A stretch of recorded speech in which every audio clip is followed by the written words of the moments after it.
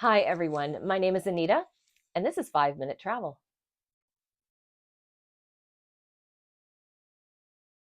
So, one of the most common discussions on travel forums that I see are people wondering how much of a connection time or a layover time they're going to need when landing in Europe from an international location and catching another flight someplace else.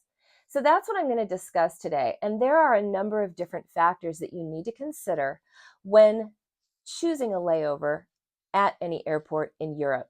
But the first thing you need to know is that Europe is carved out into three major immigration zones: the United Kingdom, the 27 countries of the Schengen zone, and then all the other little individual countries that have their own immigration zones, places like Montenegro, Bulgaria, Romania, Ireland.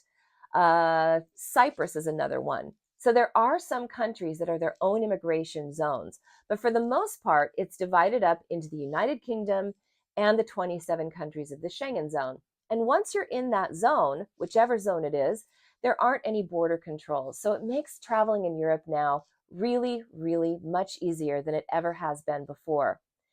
So, how does that impact your layover time? Well, I'm going to talk about a number of things that you have got to consider when you're planning the amount of time you have on a layover. And the very first one is passport control. So, passport control is our first item of discussion today because it is the thing that can make or break your layover.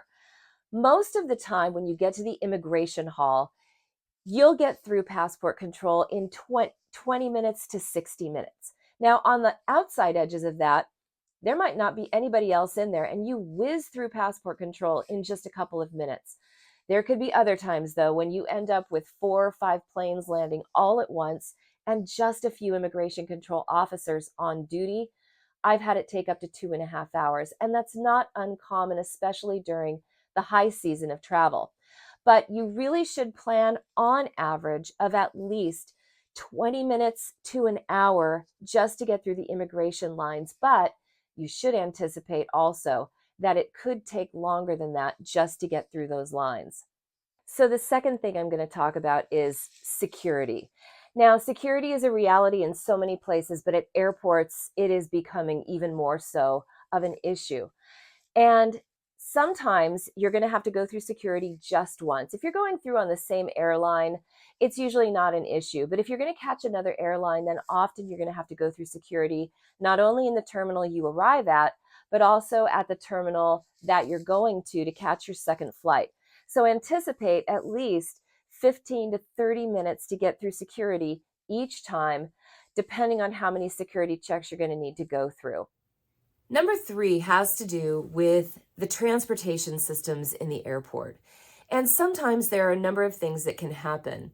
When you land, oftentimes they are not going to taxi the plane right to the terminal and let you get off via the jetway right into the building. What's going to happen at some airports in Europe is they are going to taxi you out someplace on the tarmac outside, and you're going to disembark, get on shuttle buses, and then be taken to the terminal. Now, that may be no more than 10 or 15 minutes extra, but if they don't have a lot of buses and the buses are shuttling back and forth to get all the passengers from your plane, that can take upwards of 30 minutes sometimes. And it can happen at some of the larger airports, particularly Charles de Gaulle has that happening quite frequently. I've had it happen in Geneva, Switzerland, as well as some other airports within Europe. Now, the other two have to do with transportation between terminals. If you end up having to switch terminals, sometimes that's done via a shuttle bus that runs a regular route from terminal to terminal to terminal around an airport. And if it's a large airport, that can take quite some time if the terminal you're going to is a distance from the terminal where you landed. And then finally, a lot of airports have little trains or trams that run from terminal to terminal.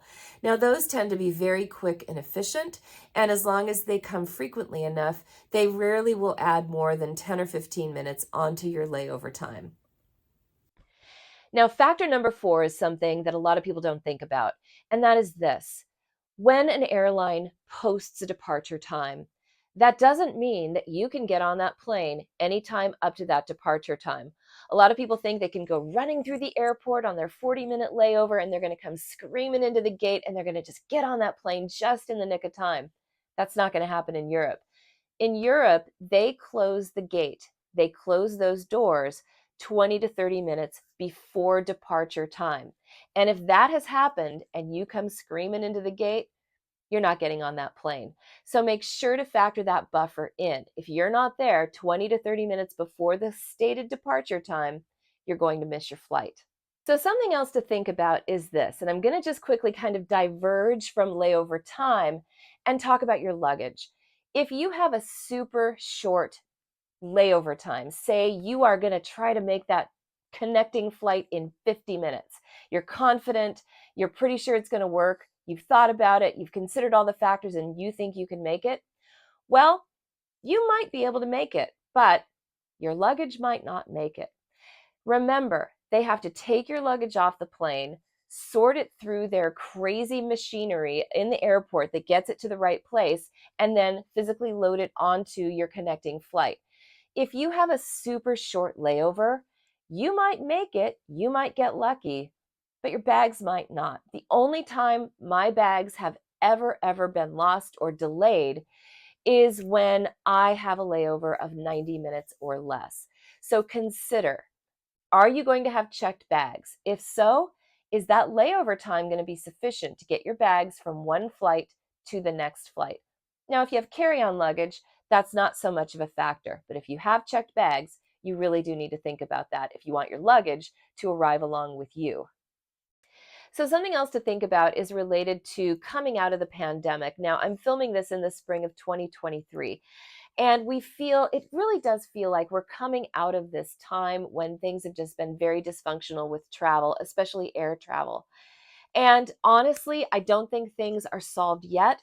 I do think that this summer and over the course of this next travel season through the fall, there are going to be a lot of delays with airlines. How that affects your layover is if your first flight is late, when you're coming into your first landing in any immigration zone and you're counting on catching a connecting flight, if that first flight is at all late, you need to build a buffer into that layover time so that you have enough time to get to that second flight, even if the first one is a little later than you thought it might be. I guess my main point here is this.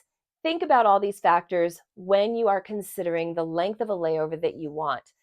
Don't always accept the first layover that you get on any itinerary when you are buying tickets. If your travel agent tells you, oh yeah, it's no problem, a 45-minute layover is fine, don't believe them.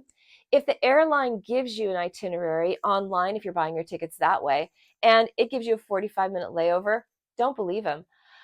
Always look at all of your options. And if you're not comfortable with a layover, find a longer layover. They exist. I'm going to share with you my personal comfort level of layovers. For me, if I am connecting on the same airline, going through one airport, landing in an immigration zone, and then catching a connecting flight to another destination in that immigration zone, my personal rule is no less than 2.5 hours. If I am switching airlines, which I frequently do, I always have a rule of at least 3.5 hours to make that connection.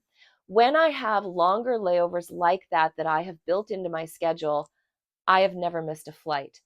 Now, sometimes I will whiz through passport control, I'll whiz through security, I'll get on the air train and I'll be in the next airport terminal and I'll end up with an hour and a half or 2 hours. Great, fine, but I'm not missing my flight. I get to go sit down and have a drink, do some work on my laptop, or maybe just chat with somebody at the next table. But the worst thing that can happen is missing your second flight. And anything that you can do to prevent that from happening is worth it. My mantra is a longer layover is a better layover. And when you plan a longer layover, it's a lot more likely that you are going to catch that second flight, get to your destination on time, relaxed, and ready to enjoy a visit to a wonderful place in Europe. So again, my name is Anita. This is 5 Minute Travel, and I hope this has been useful to you. I'll see you next time.